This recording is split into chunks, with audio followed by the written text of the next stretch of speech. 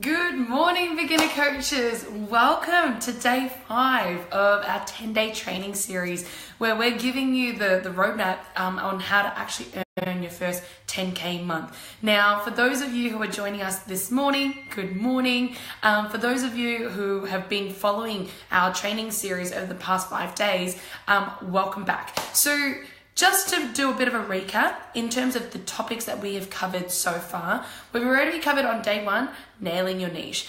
Figuring out what problem do you solve and who do you actually solve that for. And then we moved into how do you actually stand out as an expert, because just because you know what problem you want to solve and who you want to solve it for doesn't mean that clients are going to come to you straight away. How come? Because you actually got to go do the groundwork to educate the market about what it is that you do and actually stand out and have a point of difference so that people know why they need to come to you.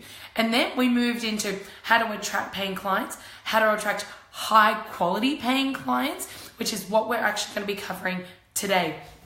Oh, and day 2, I forgot about that. We covered packaging and pricing your services, because one of the biggest challenges that I found that coaches face is that I don't know how to charge for my services. I don't know how much I'm worth or how much I'm worth compared to the market. So day 2, we covered pricing and packaging. All right, team. So I'm just going to quickly press refresh on my screen here so that I can see who's joining me. Cool bananas. Good morning. So if you're joining me this morning, I wonder if my lens, nope, it's all clean. So if you're popping on live, come in and say hello and comment there. Hi, Rebecca, how are you? So that I know who's there. And the way that these trainings are run, guys, it's super cash and informal. The reason why we're even running this training series is for you. So if you guys have comments, questions throughout today's video or throughout the rest of the week, please feel free, pop in, comment in the comments below, because I can't actually see everyone who's joining us. And I do definitely want to acknowledge you for being here with me on a bright Sunday morning. All right, good morning, team. So let's get into it. So I'm not going to go into detail again into how to nail your niche, how to attract clients, how to stand out as an expert, because we've already covered this in previous trainings. So if you haven't watched those videos, make sure you scroll back through the feed and find those videos, because there's so much gold in them. And also at the end of today's video, I'm going to share with you how you guys can opt in for our free 4-step checklist on how to actually turn a stranger into a raving fan. It's literally this step-by-step process we go through in our business to really nurture the relationships with our clients, so that the moment we get to the sales conversation, it's so easy, it's so taken care of. We already know that we're a match. So if you want to get your hands on that, make sure you stay tuned for the end of the video. Cool beans. So you know it, I know it. When it comes to sales, guys, it's just like dating. And you'll hear me say this again and again and again, using dating as the analogy, and today is no different. All right, so let's assume you know what your niche is, and I'm just gonna maybe I'll use a weight loss coach who helps women who are struggling to lose their weight, lose their last 5 kilos. Okay, that's what I do. Who I help is women, 35-year-old women who are working full-time, single mom, and really wanting to lose that baby weight. Cool, so that's the niche. Now, imagine you're at a nightclub, right? You've decided in the back of your mind that, okay, I'm in a position now where I want to date an ideal partner. I want to start dating. I'm onto the next phase of my life. And I really want to find someone who's really decent. So in your mind, you've already got an idea of who your ideal partner is. Now, the next step, as per yesterday, is, well, where does your ideal client actually hang out? Do they hang out at restaurants? Do they hang out at nightclubs? Do they hang out at networking events? Where do they actually hang out? And let's just presuppose here, guys, that your ideal client your ideal partner hangs out at nightclubs because you love dancing. Maybe they love dancing as well. So you go along and you go dancing. So you go to a nightclub. Now, what happens when you walk into a nightclub? Now, you probably will notice that there's like a room full of potential candidates who you could or could not date. Now, out of all those men, you're thinking, and they all come up to you. Let's just imagine that you go to a nightclub and you're standing out. You're that woman in the red dress. You're Rebecca Judd. You stand out and every guy's like, wow, who is she? She's different. I really want to ask her out. I potentially want to dance with her. And all these guys start coming up to you. Are you required, just because you're at a stage in your life where you're like, look, I'm ready to start a relationship with someone, do you have to say yes to everyone? No, you do not need to say yes to everyone. Now, because all these men will want to come up to you and be like, hey, can I buy you a drink? Hey, do you want to dance with me? You are not obligated at any stage to say yes to everyone. And why? And why is that? Well, because you've got choice. We live in a world that's truly abundant. And one of the biggest challenges I see coaches facing is when they're first starting, and this is just like dating. When you're first starting out and you're like, okay, I really want to date, or you're like, crap, I really want to get married in the next 2 years and start having a family, because as women, we've got biological clocks and we're like, crap, got to make it happen. Now, let me share something with you. If you are not intrinsically certain in who you are and your values and your standards, in which who you will and will not date or who you will and will not work with, you're going to come across, I'm going to put it up on the board, as desperate. Alarm bells, alarm bells. You're going to come across as desperate because you're going to have a belief that anyone will do. And for a guy, I love that we're even just talking about dating. But honestly, guys, men and women watching this, if a guy comes across you and anything, you're just like, yep, this will do, that will do, and you're pleasing them to make yourselves a match, they're going to sense it because it comes across as uncertain. And trust me, guys, the greatest, the most beautiful, and the most attractive quality to anybody is certainty. Certainty in who you are and who you are not. When people come across that, it's incredibly refreshing, because what do you see a lot of salespeople do? Chasing people down, chasing them down the tollway, like we talked about it on day one. Island A, Island C, where they're at now, where they want to be. You're the toll booth in the middle. If you're jumping out of the toll booth, chasing cars down the tollway, being like, hey, buy my cool thing, it's an incredibly unattractive quality and you'll actually turn people away. So before you decide who do I say yes and who do I say no to, what do we actually need to discern? Your standards. Whoa, Cal can't spell.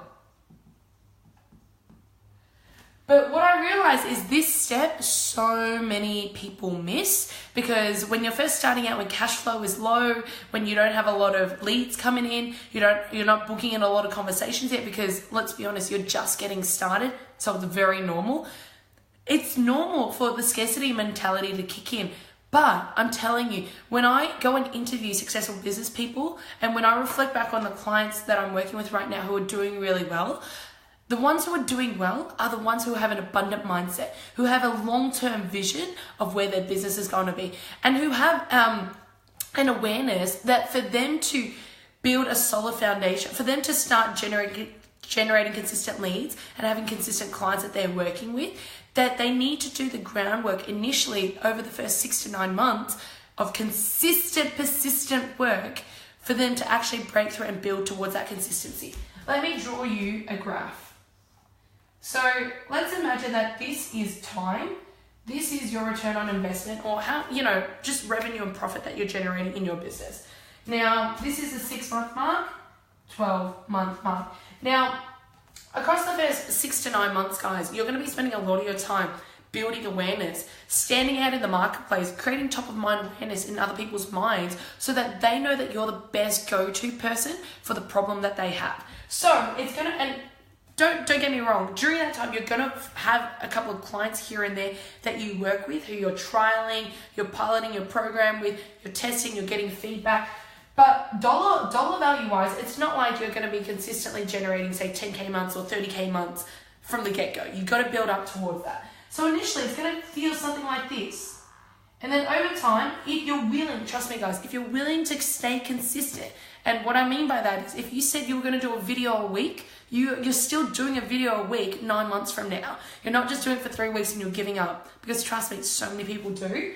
But if you're willing to push through the 6 to 9 month mark and truly get through the first 12 months, guys, you will see an exponential increase in your sales results, because you've done the foundational work of nailing your niche, researching the market, building up your awareness, building up your resource, building up your infrastructure in your business that you need to scale up. And guys, only 5% of people, 50, no. Only 5% of people are willing to be consistent and do the work. When I realized this, I was like, wow, I want to be that 5%. So tell me guys, do you want to be that 5%? I'm really curious. Rebecca, you're enjoying this. Awesome. Hey, Rebecca, pop in and let me know, what is your niche? I would be really curious to hear that. And for those three other people who are joining us live this morning, thank you for being here first and foremost. And let me know, what are you taking away from this conversation so far? Cool. So only 5% are really willing to do that. The rest of them are in this scarcity mentality of like short-term thinking, where they're like, I don't know if this is going to work for me. So they give up way too early. Like when I started and transitioned into this niche, helping beginner coaches, reach their first 10K month and master sales and marketing. When I started about 12 months ago, guys, I started with a whole pool of other coaches. Now, when I look in the marketplace, online and offline, I don't see at least half of them anymore, because just they didn't have the long-term vision or the long-term foresight to keep going. And it can be very discouraging if you don't know this. Because I remember when I first started and I was like doing a lot of stuff and I was like, crap, I'm not seeing the results. People aren't engaging in my videos. People aren't engaging in my posts. People, aren't coming along to my workshops yet, because I had to do the groundwork and build the awareness. So let's talk about standards then. Now that we know that you don't have to actually say yes to everyone, you have the ability to say no to people who aren't the right fit for you. Just like there are going to be a gazillion men knocking on your door being like, hey, can I buy you a drink? Hey, can I take you out for a date? Unless they're a good fit, well, why waste your time? So it's important that you know what standards you hold in your business and in your personal life as well before you say yes to someone. So let's just go through what are some of the standards that you can know. Now, I've got 7 here because I think that they say our human brain can only retain 7 chunks of information at any one time. So I want to go through with you, what are my 7 standards? Now, again, as I always say this again and again and again, try this on for yourself. Just because these are my standards does not mean that these have to be your standards as well. You can have different ones. And a great place to start is to start with something. So this is going to be your something. Then go try it on for yourself. See whether or not it works for you, whether it's congruent for you. If it isn't, oh my gosh, ditch them, find your own. If they are, great, rock forward. You're more than welcome to adopt these and model these as well. All right. And takeaway, plan for the long. Good morning, Julie. I love having you on my lives. It's so good to have you here. Awesome, Rebecca. Don't try to please everyone. Oh my gosh. And energetically, Rebecca, you're actually going to find it is, you're going to have way more energy and you're going to be way more passionate in your business if you're working with ideal clients who are willing to step up to the level of standard that you're willing to play at. Anything lower is actually really, really exhausting because you're constantly trying to tiptoe and please them and they're just like maybe not doing the work. And it's incredibly exhausting if they're not the right fit for you. So guys, let's do a bit of a team exercise here. And I'm going to share with you some of my standards, but I'd also love to hear from you guys. And so just feel free to type in, what are some of the standards that you think are important for you in your business, in terms of what your clients have to have before you say yes to them. Share with me and I'll get the ball rolling and I'd love to hear what your feedback is. So first and foremost, for me, they have to be committed, like 100% committed. Like someone who has already made the decision that, you know what, Cal, no matter what, I'm going to find a way and I'm going to make this happen. Because I've worked with clients before where they're half on, half off the bus. Part of them still really just loves their full-time job. And the other part is like, oh, maybe I want to run a business. I don't want to work with people who are saying, maybe I want to run a business. I want to work with people who are like, yes, I know that this is exactly what I want to focus on over the next 12 months, and I'm going to do whatever it takes to make it happen. Because if you're coaching someone who's half on, half off the bus, oh my goodness, they're going to be you're going to be dragging them along. It's incredibly exhausting. So the first one is committed. And I'm actually going to put 100% committed. Number 2. So yeah, guys, share with me, what are your standards? I'd love to hear. Now, I think it's so important that they are coachable, because it's one thing when you ask a client or a prospective client, hey, are you open to feedback? It's one thing for them to say yes, and it's another thing for them to actually respond with openness, and with a willingness to learn and to receive feedback. Because I've been on conversations before, and I'm curious if you guys have as well, and whether or not this is something that you can relate to.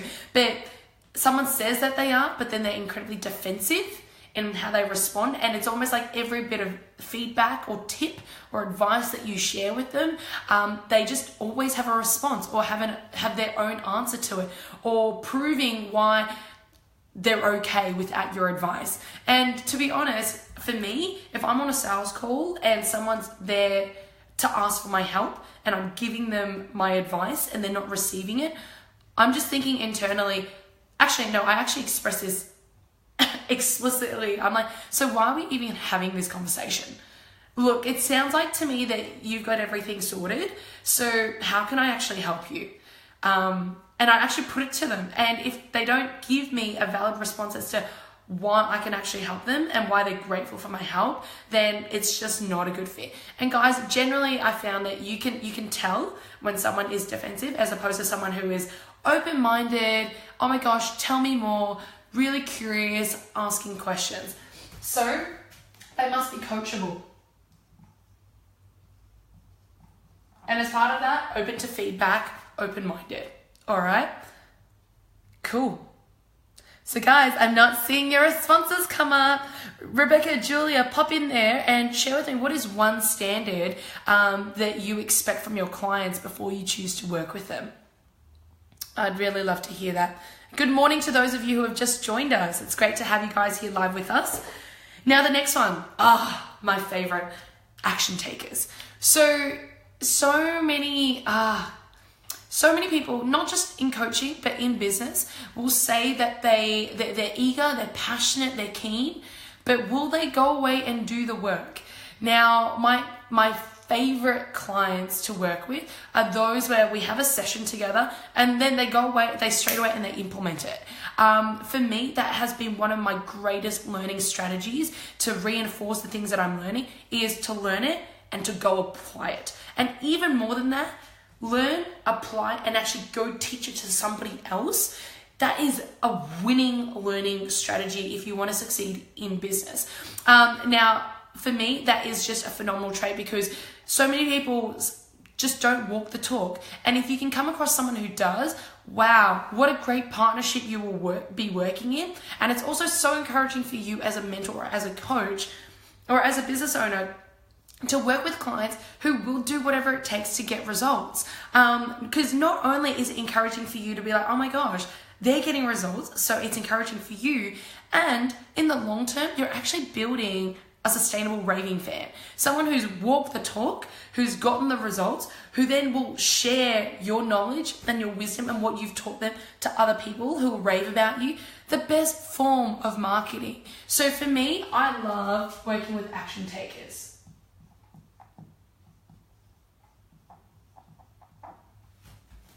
Super important. Yeah, passion's important, but even more than that, I love working with doers. Julia, committed to inner work is one of my standards. Yes. Yeah. Absolutely, because I think that's a really great one, because I think it shows that they're open to being vulnerable, and they're also incredibly bold and courageous, because willingness to go there, to go deep, is so important. It actually, I think, is fundamental to any other work that you do, whether it's you want to go in a relationship, you want to run a business. That person needs to be coachable and willing to go deep. Awesome, really great standard. And Rebecca, honest and upfront. Yes, no need to beat around the bush. Like, let's just lay it all on the table and just say it as it is.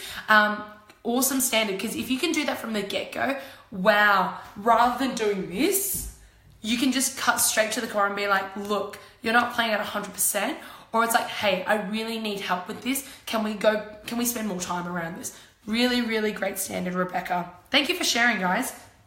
Awesome. So, one that I think I ummed and ahed about for a long time. Actually, you know what? I'm going to put honest and commitment to self.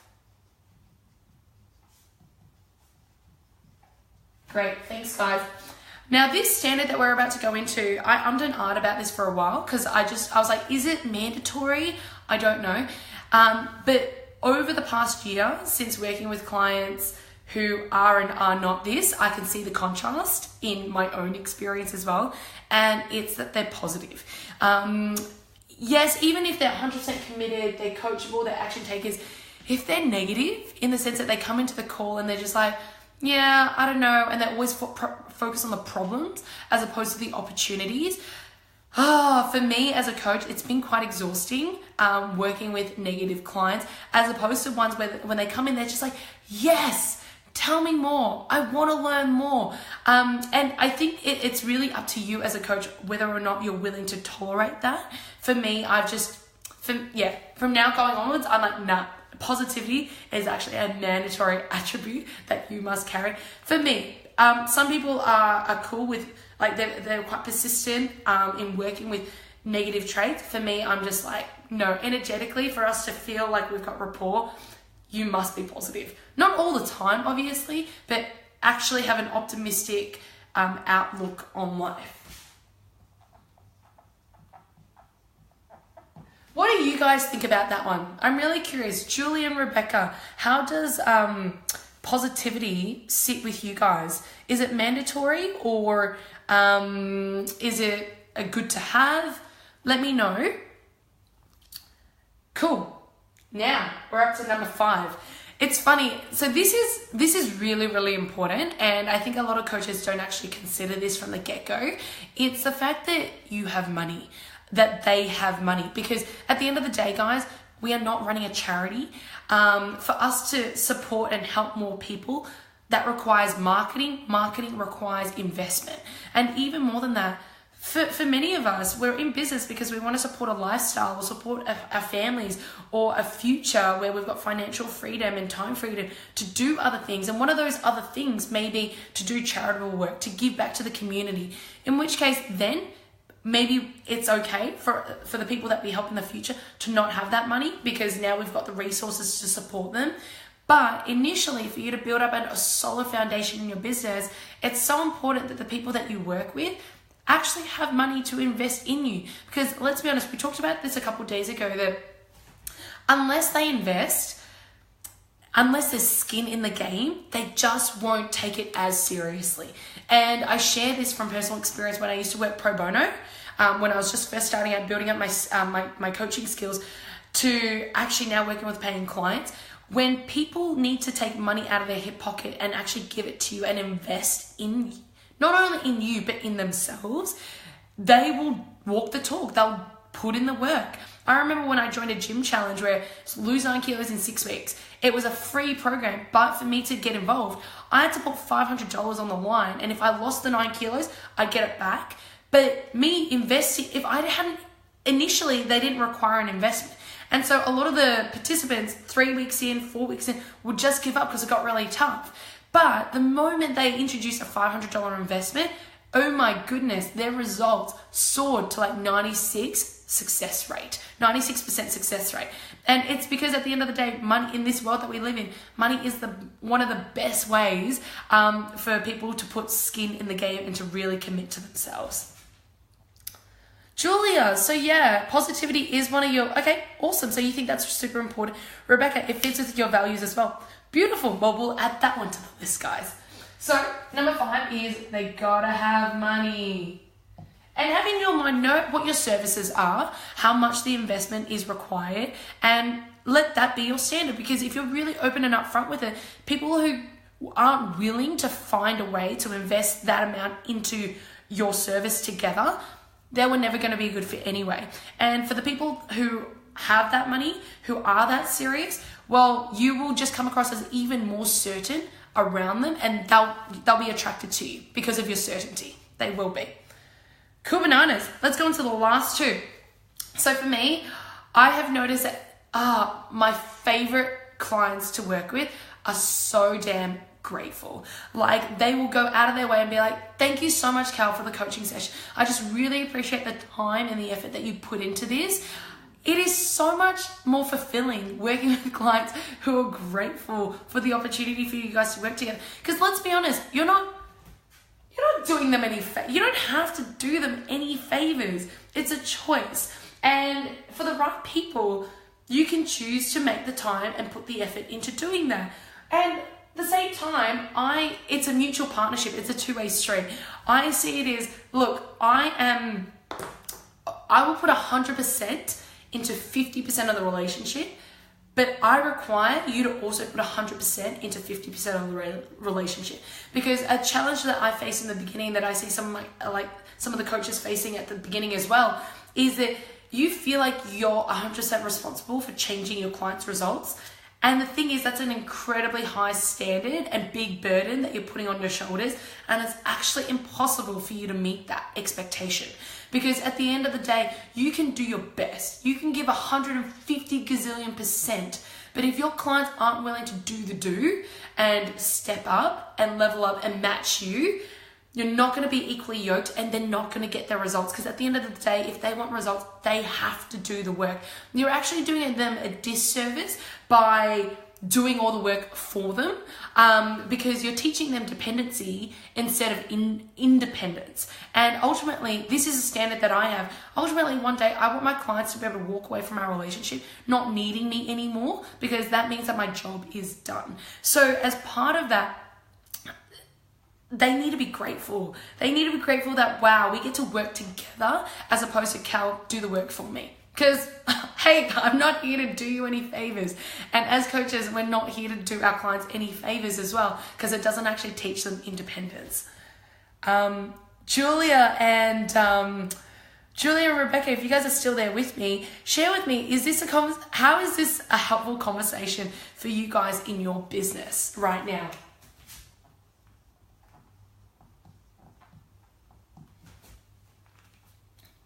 And this leads us to trait standard number 7. Now, for me, I've observed this over time and discerned people who are this and who aren't this. And I've started to notice the difference. And I actually think that this is super important. The fact that they are others focused. Now, I've come across a lot of people where when they're first starting out, they want their business to be successful for themselves. And I get that at the end of the day, your business is for you. But I've noticed that when your focus is on yourself, like, I want to be successful. I want to buy a really cool, expensive car. I want to be able to buy my first home. I'm like, that's great. But what's your greater purpose? Like, what is your greater intention underlying this? And unless they can tell me that it's about for the people around them, maybe it's for their family or maybe it's for their clients, I just know that this person intrinsically right now is driven by significance. And the consequences or the fruits. Yeah, let's talk about the fruits of the people who are driven by significance. You can see that in their relationships. So the people that they're attracting towards them are generally self-focused, significance-driven as well. And it generally looks like it's a little bit selfish or scarce mentality, or like it's always me. And I have just found it incredibly refreshing to work with people who are genuinely driven by a purpose and an outcome that's focused on other people. Like they acknowledge that, you know what, the purpose of my life here being on earth is not just to serve me. It's not. It's for others. I'm here. I've been given these God-given gifts and abilities and strengths and passions because someone out there needs me. And I really want to go out there and help them and find them so that I can really shift and create transformations in their life. For me, a service attitude is just so important because let's be honest, there are so many corporations and so many companies out there who aren't service driven. They say that they are, but at the end of the day, they really focus on the dollar value. For me, it's heart. It must be heart led first. It always comes back to intention. If it's heart-led, then I know that the money will come, provided that you've got the right resources and foundations. And that's what we teach our clients, the business acumen. But the intention needs to be right first. So others focus. Whoa. There we go. So share with me, for those of you who are still joining me, how does this actually sit with you guys? I'd be really curious to hear this last value of being others focused as an actual mandatory standard and not just as a good to have. How do you guys actually see this as important in whether or not you choose to work with a client? Share with me in your comments, guys. Cool. So as you're typing that, I'm going to recap what we've covered today, again, to consolidate the learning. So in terms of the standards, before you choose to say yes to a client, you as a business owner have every right and you are entitled to have a criteria as to that they need to fulfill before you choose to say yes to them. Because guys, the result of this is that you will actually see that the caliber of the clients that you're attracting into your business will increase, and it'll actually increase your reputation, how you stand out as in the marketplace, because you are so certain on your standards of who you say yes to and who you say no to. So the standards that we've covered today is 100% committed, they are coachable, they're action takers, they're positive, they've actually got money to invest in you, they're grateful, and they're focused on others and not self. Rebecca, I feel that you get back what you give out if you mean it. Absolutely. I would totally agree with that. And if you give enough, Zig Ziglar says this all the time. If you help people achieve their dreams, your dreams will naturally be taken care of. And as part of marketing and sales, if you want someone to buy something from you, you need to have done enough to add value and to give to their lives and to share your expertise before you earn the right at all to ask for something in return. Awesome. Thank you so much for sharing that, Rebecca. Julia, these are really good points. Them taking responsibility and being service driven. It means that the work you do with them will be enhanced by them. Yes, I love what you said here, Julia, particularly around responsibility. And I think responsibility comes back to commitment. They're 100% responsible to being committed to doing the work. Because you're right, if they're not at cause, if they're not in a position or in a mindset where they're like, I'm responsible, then you'll actually feel like you're doing the work for them, which actually, like you said, doesn't enhance their results. All right, team. So thank you so much for joining me on today's training video. Tomorrow, we're going to be kicking off at 8 a.m. on Monday, and we're going to be talking about how to attract paying clients through the power of networking. Now, as promised, if you guys would love to get a copy of our 4-step checklist, giving you guys the steps that we literally take our clients through on how to turn a stranger into a raving fan, all you need to do is comment below and type yes please, and either Jay, my VA, or myself will reach out to you, send you the link, and across the next 2 days you will receive a training video plus a step-by-step checklist where you can actually go away and do the exercise yourself. I look forward to seeing you guys tomorrow. As always, if you've got any questions or comments, please comment in the comments below because we're here to serve you guys. Otherwise, enjoy the rest of your Sunday and have a phenomenal weekend. Bye, guys. Thanks for joining me, Julia and Rebecca. It's great to have you guys here today. Bye, team.